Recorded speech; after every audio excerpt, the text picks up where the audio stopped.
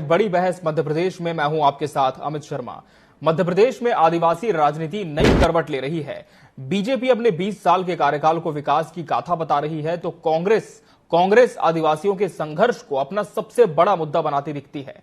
कांग्रेस का दावा है कि आदिवासी आज भी शिक्षा, स्वास्थ्य और रोजगार जैसी बुनियादी जरूरतों के लिए संघर्षरत है, जबकि बीजेपी कह रही है कि उनकी योजनाओं ने समाज को मुख्यधारा में लाने का काम किया है।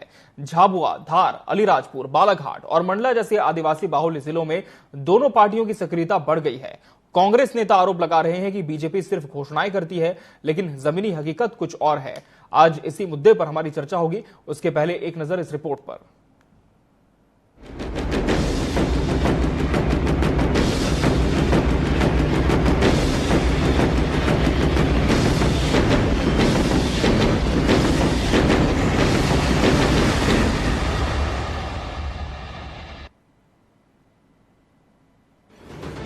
मध्य प्रदेश की सियासत में आदिवासी समाज एक अहम वोट बैंक बन चुका है। बीजेपी विकास की गाथा सुना रही है, तो कांग्रेस आदिवासियों के अधिकारों की लड़ाई का बिगुल फूंक रही है। सवाल है कि जल, जंगल, जमीन की लड़ाई में कौन आगे रहेगा? विकास की विरासत मजबूत होगी या कांग्रेस का संघर्ष रंग लाएगा? कांग्रेस नेताओं ने झाबुआ और धार के मंचों से आदिवासियों के शोषण के आरोप लगाए। कांग्रेस ने मोहनखेड़ा में 5 दिवसीय शिविर कर आदिवासी समाज को एकजुट करने की कोशिश की। पार्टी के दिग्गज नेताओं ने बीजेपी सरकार पर हमले किए और कहा कि आदिवासी समाज को हाशिए पर धकेला जा रहा है। भारतीय जनता पार्टी से अनुरोध करना चाहता हूं, 20 साल से मोहन यादव और शिवराज जी यहाँ मुख्यमंत्री है।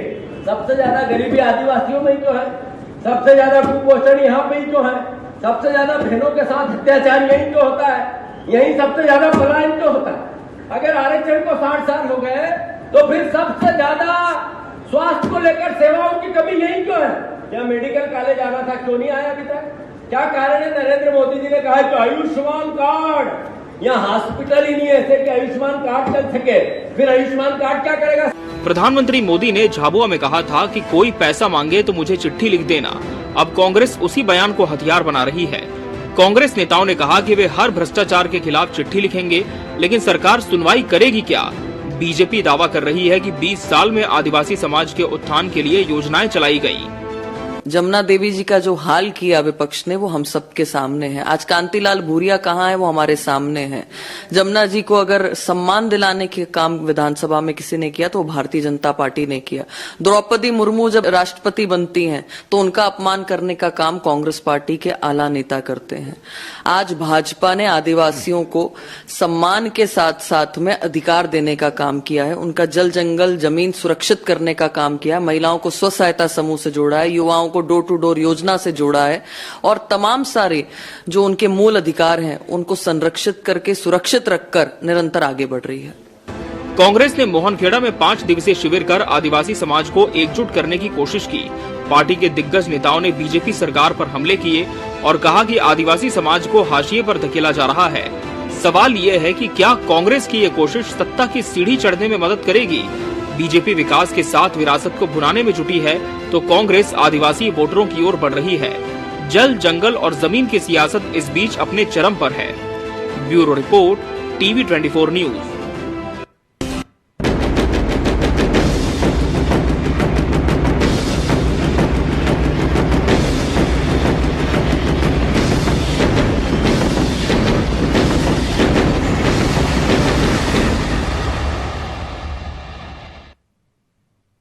मध्य प्रदेश की सियासत, वोट बैंक और रियासत, आज इसी विषय पर हमारी चर्चा होगी और इसके लिए हमारे साथ खास मेहमानों का पैनल भी जुड़ चुका है। हमारे साथ भाजपा प्रवक्ता बृजगोपाल लोया जी जुड़े हैं। बृजगोपाल जी, बहुत स्वागत है आपका इस चर्चा में। कांग्रेस प्रवक्ता नीलाभ शुक्ला जी प्रतिपक्ष का पक्ष रखेंगे। नीलाभ जी, आपका भी बहुत बहुत स्वागत है। और वरिष्ठ पत्रकार नीरज चांडिल्य जी भी इस चर्चा का अहम हिस्सा है। नीरज जी, आपका भी बहुत बहुत स्वागत है। नीलाभ जी, आपसे चर्चा की शुरुआत करते हैं, क्योंकि लगातार कांग्रेस इन सीटों पर, जिसकी हमने रिपोर्ट में बात की, वहां पर एक बड़े कार्यक्रम के तहत अपनी बातें रख चुकी है। लगातार आपके बड़े नेताओं का कहना यह था कि जिस तरह से विकास इंदौर में हुआ है, भोपाल में हुआ है, धार में इस तरह की सौगात क्यों नहीं मिली, झाबुआ में अभी तक ऐसी स्थिति क्यों है। लेकिन सवाल फिर यह भी आता है नीलाभ जी कि अगर इन क्षेत्रों में विकास नहीं होता, जनता का जनमत नहीं होता, तो क्यों फिर 9 महीने पहले जब परिणाम इन सीटों पर आए तो जनता को जो साथ था वो भारतीय जनता पार्टी के साथ जाता हुआ दिखाई दिया? क्या वोट बैंक को बचाने की कोशिश अब कांग्रेस कर रही है, जैसे कि बीजेपी का आरोप है? नीलाभ जी। देखिए सीधी बात है, 2018 का चुनाव भी ले लो या हालिया विधानसभा चुनाव ले लो, आदिवासी वर्ग ने भारतीय जनता पार्टी को बहुत अच्छे से आईना दिखा दिया। अगर इन्होंने वहां काम किए होते तो इन्हें स्पष्ट मापन को एक तरफा वोटिंग होती, लेकिन नहीं। देखिए आप अपने 230 सीटों में से 47 सीट आती जो आदिवासी वर्ग के लिए सुरक्षित है, उसमें से 2018 में ज्यादा सीटें कांग्रेस के पास आई थी, अब ये सम्मानजनक सीटें कांग्रेस के पास आई है। तो भारतीय जनता पार्टी जल, जंगल और जमीन की बातें करती है।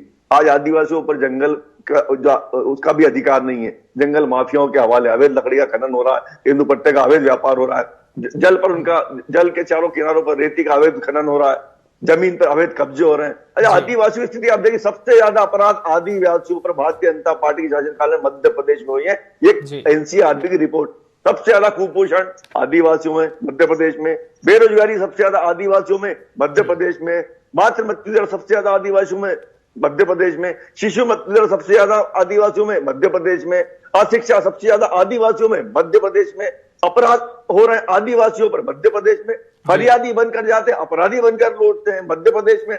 उनके जो इलाके हैं वहां मूलभूत सुविधाओं का आज तक अभाव है। वहां पे चिकित्सा की व्यवस्था है, आप बड़ी बड़ी बातें करते हैं, आयुष्मान कार्ड, ये कार्ड, अरे अस्पताल ही नहीं है, डॉक्टर ही नहीं है, स्कूल ही नहीं है, शिक्षक ही नहीं है, आप कहां की सुविधा बात करें। अरे वहां तो उनके गांव में पहुंच के मार्ग ही नहीं है, सड़कें ही नहीं है, जल की व्यवस्था नहीं है, बिजली ही नहीं है। आदिवासी आज एक उपेक्षित जीवन व्यतीत कर रहा भारतीय जनता पार्टी के शासनकाल में। इन्होंने इवेंट बनाया, बिरसा मुंडा, इन्होंने इवेंट बनाया, टंटिया मामा। मेरे भारतीय जनता पार्टी के मित्र से मैं पूछना चाहूंगा, आपने चुनाव में वोट कवाड़े थे टंटिया मामा का भव्य मंदिर निर्माण करने का, कहां है वो मंदिर? बताइए कहां है वो मंदिर? आप इन्हें बड़ा बड़ा इवेंट बनाया था, मोदी जी आए थे भोपाल में, बहुत आदिवासियों गाड़ियों में भर भर के लेकर आए थे आप, तो बड़ा इवेंट बनाया था, टंटिया मामा, बिरसा मुंडा, जयंती, तमाम हुआ है, लेकिन जमीन पर विकास नहीं हुआ, ये कांग्रेस का कहना है। बृज गोपाल जी जवाब दीजिए, क्या आदिवासियों को विकास से महरूम रखा गया? निश्चित है, बहुत लंबे समय तक आदिवासियों को विकास से दूर रखा गया, उन्हें वंचित रखा गया, उनका शोषण हुआ और तभी तो आदिवासियों ने मध्य प्रदेश के खास तौर से और देश भर के आदिवासियों ये संकल्प लिया कि अब हम ये शोषण नहीं सहेंगे, अब हम ये अत्याचार अनाचार नहीं सहेंगे। और इसीलिए उन्होंने कांग्रेस पार्टी को आईना दिखाया और कांग्रेस पार्टी को नेपथ्य में डाल दिया। याद रखिएगा, भारतीय जनता पार्टी लगातार बन रही है तो आदिवासी क्षेत्रों में जीत कर बन रही है, परंतु दुर्भाग्य है, आप देखिए, मैं नाम लेकर चिन्हित करता हूँ, 1993 से 2003 तक लगातार उप मुख्यमंत्री जमुना देवी, आज उनके उत्तराधिकारी उमंग सिंगार कहां से आते हैं? यदि वहां उनकी स्थिति कमजोर है तो जिम्मेवार कौन? आपको याद है कि कांतिलाल भूरिया केंद्र सरकार में मंत्री रहे और कांग्रेस के अपने आप में स्वयं भू बड़े नेता रहे, आज कहां है? तो ये जो कांग्रेस ने पाप किए हैं, उन पापों की सजा ही कांग्रेस को है। ये दूसरी बात, जहां तक आदिवासियों के स्वाभिमान की, आत्मसम्मान की और उनके विकास की, तीनों जो काम है वो भारतीय जनता पार्टी की सरकार के दौरान ही है। वन भूमि की जो अभी बात कर रहे थे कि जल, जंगल, जमीन आदिवासियों की है, बिल्कुल सही कह रहे थे, परंतु क्या आपको ये भी मालूम है कि वो जल और जंगल और जमीन पर उन्हें अधिकार किसने दिया? वन अधिकार पट्टे आपने लगातार रोके रखने का काम किया। मध्य प्रदेश में 18 लाख से ज्यादा वन भू अधिकार पट्टे भारतीय जनता पार्टी की सरकार ने दिए। जो वन ग्राम थे उन्हें राजस्व ग्राम में परिवर्तित करने का काम भारतीय जनता पार्टी की सरकार ने किया। जो पैसा एक्ट लाए कि आदिवासियों से आर्थिक ठगी बंद हो, वो भारतीय जनता पार्टी सरकार लाई। आज जब मध्य प्रदेश के आदिवासी की बात करें तो पहला आदिवासी राज्यपाल देने का काम भारतीय जनता पार्टी ने किया और महामहिम मंगू भाई पटेल आज मध्य प्रदेश के राज्यपाल हैं। इस देश को पहला गौरवशाली पद जो महामहिम राष्ट्रपति का, वो भारतीय जनता पार्टी ने किया। रानी कमलापति को सम्मान देने का काम भारतीय जनता पार्टी ने किया। महाराज शंकर साहब के नाम पर छिंदवाड़ा में मेडिकल कॉलेज बनाने का काम भारतीय जनता पार्टी की सरकार ने किया। जिन्होंने कुछ नहीं किया, सिर्फ आदिवासियों को ठगने के लिए फिर से निकलने का काम किया और आदिवासी मगर अब जाग चुका है, अब वो संघर्ष करना जानता है, वो उसे अपना हक मालूम है और उसे ये भी मालूम है कि कौन उसका हितैषी है और कौन उसको ठगता है। ये जब वो समझ चुका है तो ये अपने ऊपर ये कितना भी क्रीम पाउडर लगा कर चले जाए, कोई फर्क नहीं पड़ने वाला है। जनता इनके वास्तविक चेहरों जानती है और खास तौर से मेरे मध्य प्रदेश का आदिवासी वर्ग बहुत बेहतर तरीके से जानता है कि ये ठग है, ये छलिए। ठीक है नीरज जी, धार जिले के मोहनखेड़ा में आदिवासियों के अधिकार और सशक्तिकरण के लिए कांग्रेस का जो शिविर है, किस तरह से इसे आप देखते हैं? क्या सिर्फ आदिवासियों को अपने पाले में करने की कोशिश है कांग्रेस के बड़े नेताओं की, जिस तरह से मंचों से बयान दिए गए हैं, या फिर कोई बड़ी रणनीति है अब? जी बिल्कुल जी, कांग्रेस और भारतीय जनता पार्टी दोनों ही सरकारें आदिवासियों पर विशेष ध्यान इसलिए दे रही हैं क्योंकि आदिवासी बाहुल्य सीटें यहाँ पर 47 सीटें हैं और यह एक निर्णायक भूमिका हमेशा चुनाव में निभाते रहते हैं। बिल्कुल। और जब जब मौका मिलता है, चाहे भारतीय जनता पार्टी हो चाहे कांग्रेस हो, दोनों पार्टियों ने ही मुख्य धारा से जुड़ने का हर संभव प्रयास किया है। तो भारतीय जनता पार्टी को समय ज्यादा मिला है, इसलिए उन्होंने मुख्य धारा से जोड़ने का अधिक प्रयास किया है, जिसकी वजह से आदिवासी समाज के लोग आज मुख्य धारा से बहुत अच्छे से बहुत सही जगह जुड़े हुए हैं और देश और राष्ट्र के लिए अच्छा काम कर रहे हैं। हम ये नहीं कह सकते हैं कि कोई भी सरकार आदिवासियों के लिए काम नहीं किया है। समय के साथ साथ परिस्थितियां बदली हैं, उन बदलती परिस्थितियों के अनुसार लोगों ने उनके सहयोग के लिए विभिन्न योजनाएं चलाई। जैसे कि भारतीय जनता पार्टी कह रही कि हमने ये किया, हमने वो किया है, इसको हम नकार नहीं सकते। उन्होंने बहुत सारी योजनाएं चलाई है जिससे उनके जीवन में कल्याण हो सके और वो भारत की मुख्य धारा से जुड़ सके। हम किसी भी सरकार को इतना दोष नहीं देंगे। हाँ, ये जरूर कहेंगे कि चुनावी रणनीति अभी से कांग्रेस तैयारी कर रही है, अच्छी बात है, दोनों पार्टियां करती हैं और बड़े बड़े लोग आए हैं, ऐसा नहीं है कि नहीं आए हैं, जुड़े हैं सभी लोग और अच्छा काम कर रहे हैं। तो सभी लोग जुड़ के काम कर रहे हैं, लेकिन जब मंच पर जुड़कर बयान दे रहे थे जीतू पटवारी और उमंग सिंघार, नीलाभ जी एक बात उमंग सिंघार जी ने कही, उन्होंने कहा कि आदिवासी को आदिवासी ही रहने दो, हिंदू मत बनाओ। दूसरी तरफ उन्होंने ये भी कहा कि झाबुआ की जनता और यहाँ के जो आदिवासी हैं वो कांग्रेस की असली ताकत है और भाजपा इन्हें बांटने की कोशिश करती है। तो क्या बंटवारा कर रही है भाजपा या सरकार, जरा आप भी समझाएं।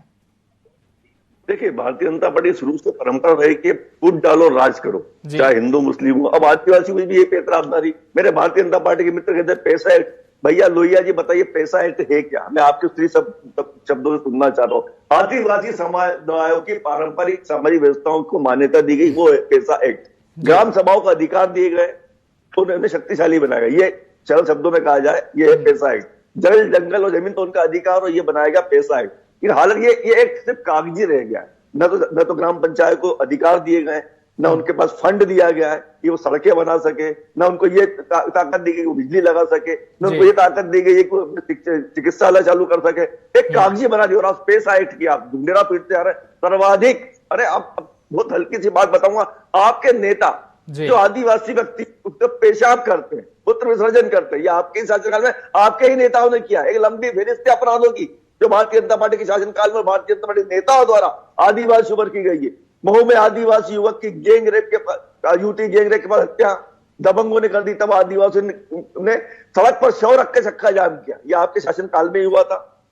मध्य प्रदेश में लगातार अपराध बढ़ते जा रहे हैं। एनसीआर रिपोर्ट मैं मन से नहीं कह रहा हूं। 4 जुलाई 2022 में गुना में आदिवासी महिला रामबाई पर जमीन विवाद में उसको जिंदा जला दिया गया। 5 मई 2022 को मध्य प्रदेश में गो हत्या के संदेह भाजपा के अतिवादी संगठनों ने 2 आदिवासियों को पीट कर मार डाला। 20 नवंबर 2021 नेवार में आदिवासी परिवार के 5 सदस्यों को गायब हो जाते हैं। 47 दिन के बाद उनके शव गड्ढे में से मिलते हैं। उनके परिवार की एक बच्ची नेवार से पैदल भोपाल तक जाती है, न्याय की गुहार लगाते हुए। अरे एक लंबी चौड़ी फेरिस्त मैं निकालना चाहूंगा, ये 3 सेल का समय कम पड़ जाएगा। कुल मिला के आदिवासियों पर जितने अत्याचार भारतीय जनता पार्टी के शासनकाल में हुए उतने कभी नहीं हुए। आप बातें कर रहे थे कांतिलाल जी भूरिया की। कांतिलाल जी भूरिया का जो कद है, कांग्रेस में केंद्रीय स्तर का मंत्री बनाया गया था। आज उनके पुत्र डॉक्टर विक्रांत भूरिया एक सफल चिकित्सक है और राष्ट्रीय अध्यक्ष बनाया गया उन्हें आदिवासी कांग्रेस का। क्या बात कर रहे हैं? जमुना देवी जी को हमने उप मुख्यमंत्री बनाया। उमंग सिंघार जी नेता प्रतिपक्ष हैं, अधिक मतों से जीते हुए विधायक हैं। कांग्रेस की जब सरकार थी उन्हें कैबिनेट मंत्री बनाया गया था। आप क्या बातें कर रहे हैं ये बताइए? आपने कितने लोग आदिवासियों को नहीं? आप जवाब दीजिए ब्रजगोपाल जी। हमने प्रतिनिधित्व दिया, सम्मान दिया, आपने क्या किया? क्या सिर्फ बंटवारा किया? जवाब दीजिए। जवाब ले लेते हैं नीलाभ जी, निश्चित तरह मैं फिर आपका रुख करूंगा। जवाब ले लेते विस्तार से जी। ब्रजगोपाल, बंटवारा कैसे होता है अभी आपने सुन लिया नीलाभ जी। जिस तरह इन्होंने अपराध को जातियों में बांट दिया, ऐसे बंटवारा। बंटवारा कैसे होता है जो जीतू पटवारी वहां कह रहे हैं मोहनखेड़ा में जाकर।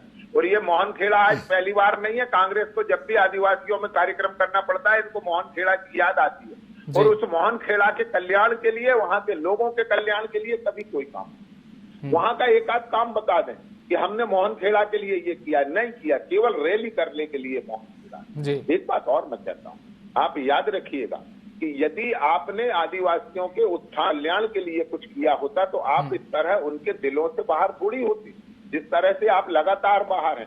आप कह रहे हैं कि कांतिलाल भूरिया जी को हमने मंत्री बनाया, हमने कब इंकार किया कि आपने मंत्री नहीं बनाया, मगर मंत्री बनकर उन्होंने अपने समुदाय के कल्याण के लिए कोई काम नहीं किया, इसलिए लगातार चुनाव हार रहे हैं। अब आप बड़ा दम्भ से ये कह रहे हैं कि हमने विक्रांत भूरिया को आदिवासी कांग्रेस का अध्यक्ष बनाया। क्या आदिवासी कांग्रेस का अध्यक्ष भी किसी गैर आदिवासी को बनाते क्या भैया? क्या उसके लिए भी नेहरू गांधी खानदान का कोई सदस्य ढूंढ कर लाते?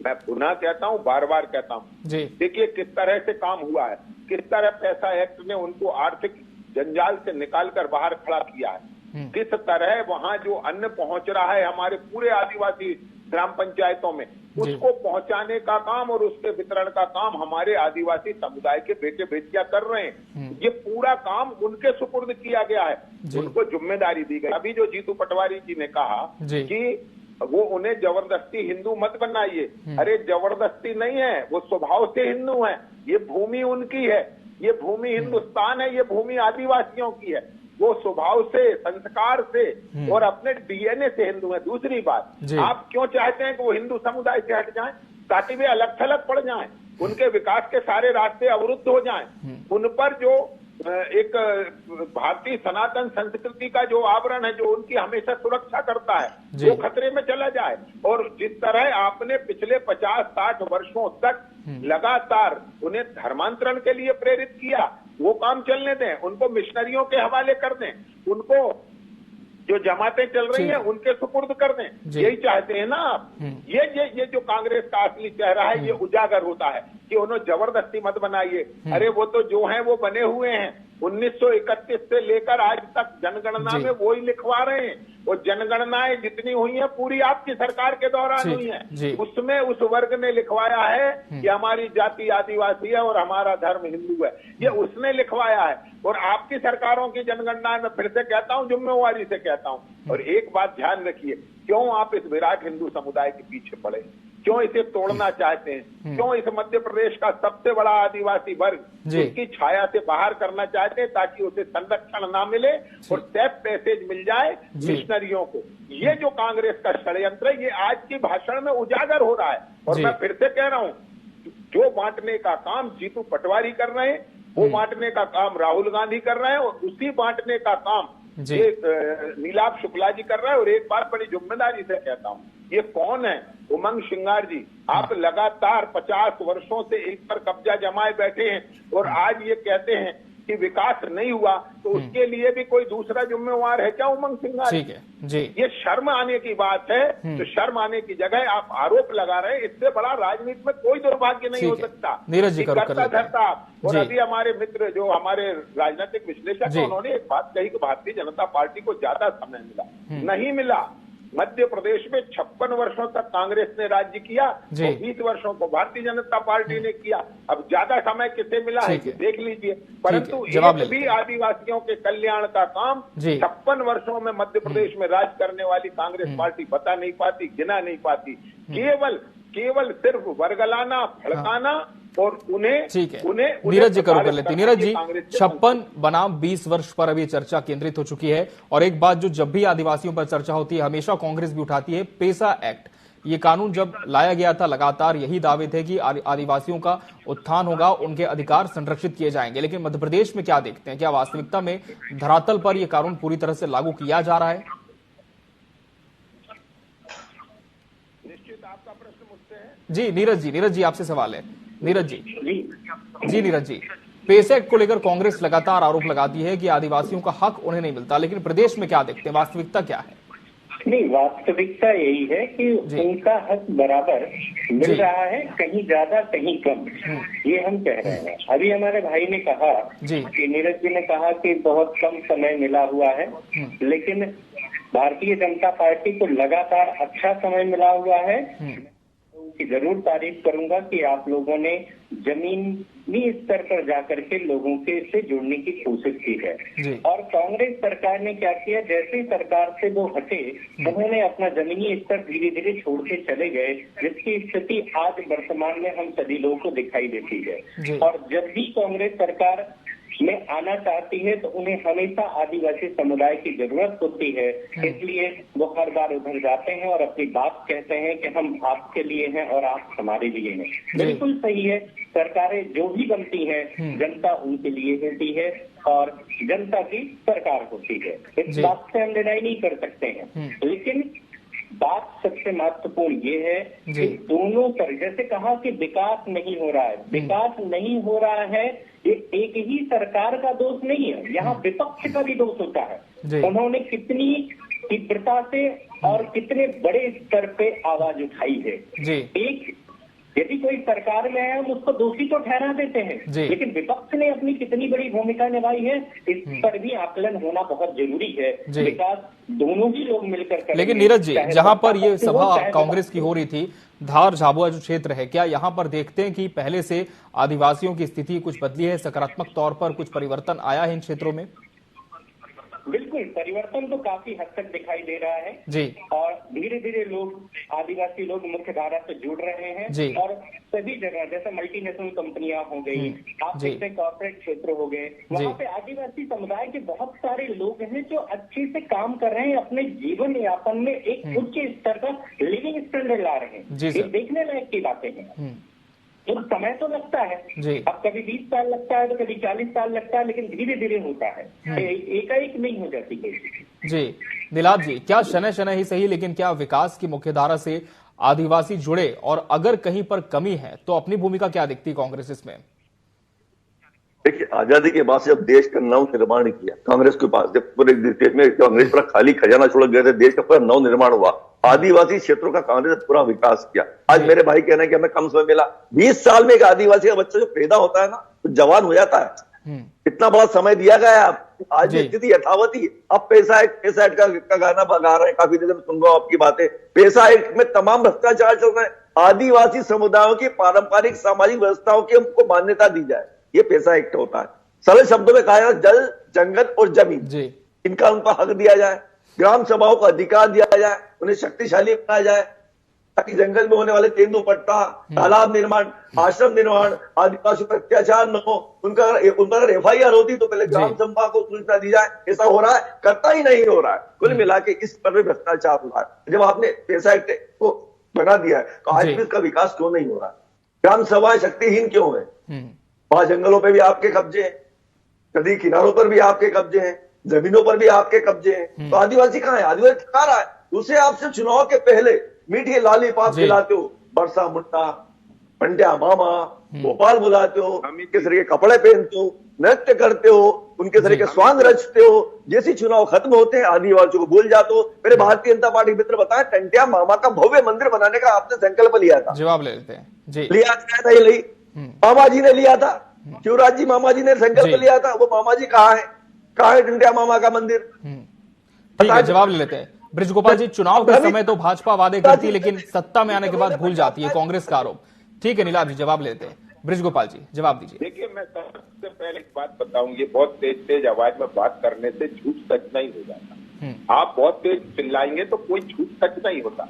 ये वास्तविकता है कि नहीं है, पूरा मध्य प्रदेश जानता है कि जिन क्षेत्रों को हम आदिवासी क्षेत्र कहते हैं, उन पूरे क्षेत्रों में आज के 20 वर्ष पहले जब कांग्रेस की सरकारें थी तो यहाँ कानवाई चला करती थी और हमारे जो आदिवासी बंधु हैं उनको मामा कहा जाता था। और वो सारा दृश्य मध्य प्रदेश के उस उम्र के लोगों को आज भी याद है। आज पूरा मध्य प्रदेश में कहीं मेरे आदिवासी भाई को इस पर निर्भर नहीं रहना पड़ता कि उसे अपराध करके अपना भोजन लाना पड़े। इस पर निर्भर नहीं करता कि किसी से मांग कर उसे अपना भोजन करना पड़े। वो अपने स्वाभिमान के साथ उसको भोजन मिलता है। उसके हमने विकास की भी चिंता करी। मैं एक बात बड़ी जिम्मेवारी के साथ कहता हूँ, ये वही लोग है ना जो हमेशा आदिवासियों को ग्राम सभा में इसके लिए प्रेरित करते हैं कि अपनी जमीन उद्योग के लिए मत देना, और फिर उनसे जाकर कहते हैं कि आपके यहाँ उद्योग नहीं आ रहा है। ये जो बदमाशी है ये पकड़ी जा चुकी है। मेरे आदिवासी वर्ग का भाई बहन शिक्षित हो चुका है, आज वो गूगल को उपयोग करता है, सूचना और तकनीकी उस तक पहुंची है, और इसीलिए इनका झूठ पकड़ा गया। जिस दिन से उसके पास सूचना पहुंची है उसे समझ में आ चुका है कि वो किस तरह। चलिए, तो किसका झूठ किसका सच, इसका फैसला तो हम जनता पर ही छोड़ते हैं। आदिवासी ही तय करेंगे कि किन्होंने उनका उत्थान किया है और किसने सिर्फ झूठे वादे किए हैं। बहरहाल समय हमारे पास इतना ही था इस चर्चा के लिए। आप सभी मेहमानों का बहुत बहुत धन्यवाद हमसे इसमें जुड़ने के लिए और इसका हिस्सा बनने के लिए। इसी के साथ बड़ी बहस डिबेट लाइव मध्य प्रदेश में आज के लिए फिलहाल इतना ही। मुझे और मेरी पूरी टीम को दीजिए इजाजत। नमस्कार।